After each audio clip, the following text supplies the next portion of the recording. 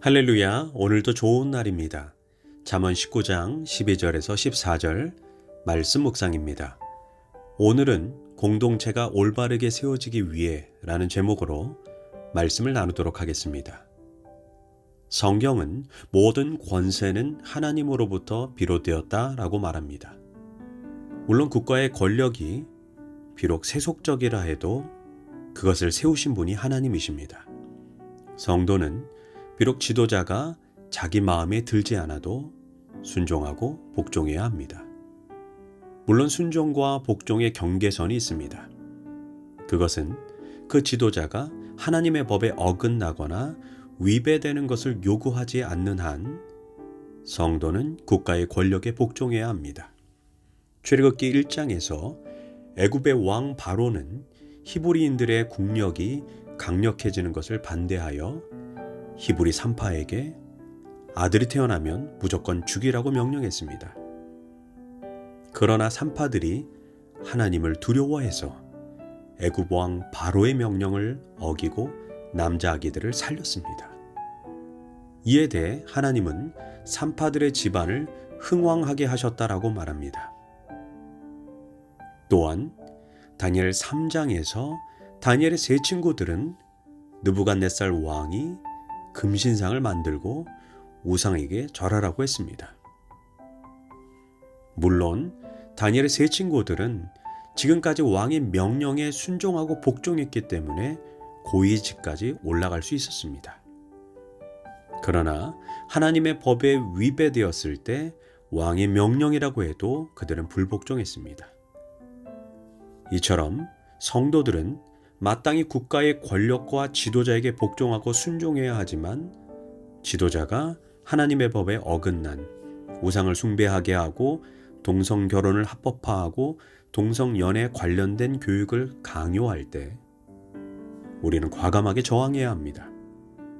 그런 상황이 아니라면 모든 권세는 하나님으로부터 시작되었기에 국가 지도자, 회사의 사장, 영적 지도자, 공동체 리더에게 순종해야 합니다. 심지어 베드로전서 2장 18절은 말합니다. 선하고 관용적인 주인에게뿐 아니라 또한 까다로운 지도자에게도 순종해야 한다라고 말합니다. 바울도 권세를 거역하는 사람은 하나님께서 세우신 권세를 거역하는 것이기에 결국 하나님께 대항하는 것이다 라고 말합니다. 그래서 결국 하나님의 심판을 자초하게 될 것임을 경고합니다. 잠언 19장 12절도 이렇게 말합니다. 왕의 노함은 사자의 부르짖음과 같고 그의 은택은 풀 위의 이슬과 같으니라. 이처럼 하나님이 세우신 권세를 우습게 여길 때 왕의 노함은 사자의 부르짖음과 같을 것이라고 말합니다. 사자는 먹이를 잡은 후에 찢고 삼키려 할 때 부르짖습니다. 왕의 진노는 악을 행하는 자들, 질서와 원칙을 무시하는 자들, 공동체를 파괴하려는 자들을 향해 바울의 말처럼 하나님의 종이 되어 그들을 징계하고 보응한다라고 말합니다. 그래서 왕이 하나님의 법에 어긋나지 않았다면 가능한 한 대립하지 말라는 것입니다. 우리는 지도자가 내 마음에 들어야 한다고 생각합니다. 그러나 그럴 수도 없고 그럴 필요도 없습니다. 왜냐하면 지도자는 내 마음대로 좌지우지하는 사람이 아니라 공동체 전체를 보고 이끄는 사람이기 때문입니다. 지도자는 나만을 위한 지도자가 아닙니다. 다양한 사람들의 지도자이므로 다른 사람의 입장도 고려해야 합니다. 다시 말해 왕의 노함은 사자의 부르짖음과 같다라는 표현은 본질에서 어긋나지 않으면 사소한 일로 지도자와 대립하거나 거역하거나 혹은 반대자가 되지 말라는 것입니다. 그러면 어떻게 해야 할까요? 잠언 19장 12절은 말합니다. 그의 은택은 풀 위의 이슬과 같다라고 말합니다. 지도자로부터 사랑을 받고 은택을 입으라는 것입니다. 즉 왕이 원하는 것은 원칙과 질서에 순종하는 것입니다. 쉽게 말하면 내가 속한 곳에서 지도자와 협력자가 되고 지도자에게 인정받고 칭찬받는 자가 되라는 것입니다. 이것이 인생에서 아주 중요합니다. 그래야 앞길이 열립니다. 왜 지도자에게 은택을 입어야 할까요? 지도자가 복의 통로이기 때문입니다. 다윗은 사울에게 쫓겨 죽을 고비를 여러 번 겪었습니다. 사울은 불의한 지도자입니다. 하지만 다윗은 사울을 죽일 기회가 여러 번 있었지만 그렇게 하지 않았습니다.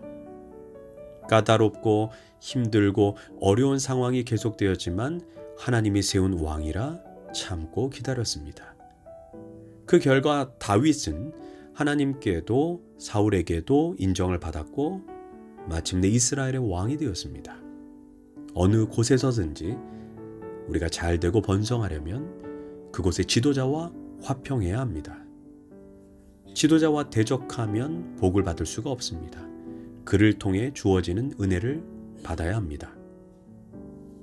또한 오늘의 말씀은 반대로 왕에게도 주는 경고의 말씀입니다. 무슨 뜻입니까? 함부로 부르짖지 말라는 것입니다. 사자가 계속해서 으르렁거리면 숲속의 동물들이 긴장합니다. 그래서는 숲이 행복할 수가 없습니다. 그러므로 지도자는 함부로 자기 감정을 발산하거나 부정적인 말을 하고 험한 표정을 지어서는 안 됩니다. 걸핏하여 으르렁거리지 말고 자리에 맞게 부드럽고 온화한 행동을 해야 합니다. 가정으로 돌아가서 생각해 봅시다. 아버지가 항상 화가 나 있어서 자주 소리를 지른다면 집안 분위기가 어떨까요? 매일의 삶이 살 얼음판을 걷는 것처럼 불안할 것입니다. 그래서 아버지는 함부로 진노하거나 큰 소리를 내면 안 됩니다. 말도 부드럽게 하고 부드러운 표정을 지어야 합니다. 물론 아버지의 진노가 전적으로 아버지만의 책임은 아닐 것입니다. 따라서 가족 구성원들도 집안의 지도자인 아버지를 존중하고 그의 말에 순종해야 합니다. 이것이 가정에서 질서입니다. 잠언 19장 13절은 말합니다. 미련한 아들은 그 아비의 재앙이요 다투는 아내는 이에 떨어지는 물방울이라. 아들이 미련한 행동으로 속을 썩입니다. 아내는 곱게 말하지 않고 사사건건 비난하고 남편의 권위를 인정하지 않습니다. 다투는 마음, 거역하는 마음이 가득합니다. 잠언은 이에 대해 떨어지는 물방울과 같다라고 말합니다. 지붕에서 비가 셉니다. 보통 귀찮은 게 아닙니다. 어느 틈으로 새는지 확인할 수도 없습니다. 한꺼번에 떨어지지도 않습니다. 그렇다고 지붕을 완전히 뜯어 고칠 수도 없고 그냥 둘 수도 없습니다. 큰 어려움이라는 것입니다. 그렇다면 미련한 아들, 다투는 아내에게 어떻게 해야 할까요? 그냥 화내고 욕하면 될까요? 우리 가족은 왜 다 이 모양이야? 탄식만 해야 할까요? 왕이 백성을 잘 가르쳐서 좋은 백성을 만들어야 합니다. 이처럼 가장도 가족을 잘 가르치고 다스려야 합니다. 그럼 잘 가르치고 다스리면 모두 다 좋은 자식이 되고 좋은 아내가 될까요? 아닙니다. 14절에서 집과 재물은 조상에게서 상속하거니와 슬기로운 아내는 여호와께로서 말미암느니라. 즉 하나님의 영역이라는 것입니다. 즉 가장이 가족을 잘 가르치고 이끌어야 하지만 또한 하나님께서 그들의 마음을 붙잡아 주어야만 변화가 일어납니다. 그래서 리더는 공동체를 위해서 기도해야 합니다. 한 가정의 가장은 가족들을 위해 기도해야 합니다. 무엇보다 가장은 가족 구성원들의 부정적인 모습만 보지 말고 먼저 하나님이 내 가족을 선물로 주셨다는 감사한 마음을 가져야 합니다.